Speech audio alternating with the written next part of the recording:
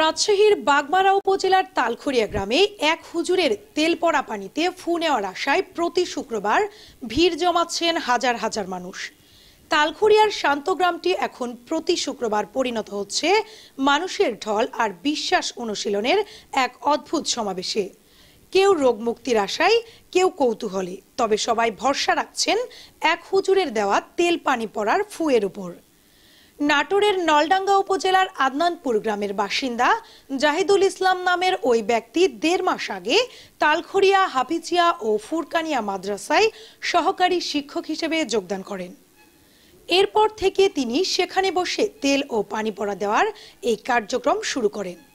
এতে বিশ্বাস করে রাজশাহী, নাটোর, নওগাঁ জেলা সহ দূর দূরান্তের মানুষ ভিড় জমাচ্ছেন সেখানে। নাটোরের কান্দিভিটা মাদ্রাসা থেকে হাফিজিয়া সম্পূর্ণ করা জাহিদুল ইসলাম নলডাঙ্গা উপজেলার চেওখালী গ্রামের বাইতুল নূর জামে মসজিদের ইমাম ছিলেন। আগে সেখানে বসেই তিনি তেল ও পানি পড়া দিতেন।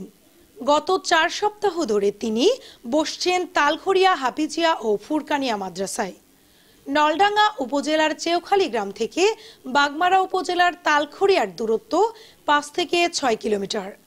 স্থানীয়দের ভাষ্য, ৩-৪ বছর আগে অটোরিকশা চালাতেন জাহিদুল ইসলাম। ওই সময় তিনি চেওখালী গ্রামের বাইতুল নূরি জামে মসজিদের ইমাম হিসেবে যোগ দেন। এরপর তিনি তেল পানি পড়ার কার্যক্রম শুরু করেন। এখন তিনি প্রাইভেট কারে চলাচল করেন। তার আগমনকে কেন্দ্র করে শান্ত তালখড়িয়া গ্রামটি এখন পরিণত হয়েছে জনস্রোতের স্থানে। তেল পানিতে ফু নেওয়া মানুষজনের বিশ্বাস, এসব পড়া নানা রোগে কাজ করে।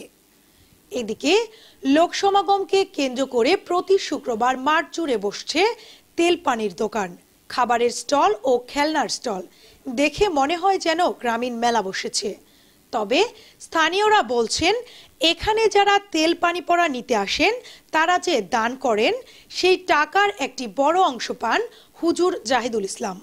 উপজেলা নির্বাহী কর্মকর্তা মাহবুবুল ইসলাম বলেন, পানি পড়া দেওয়ার নামে কেউ যদি সাধারণ মানুষের সাথে প্রতারণা করে তবে অবশ্যই তার বিরুদ্ধে আইনগত ব্যবস্থা নেওয়া হবে।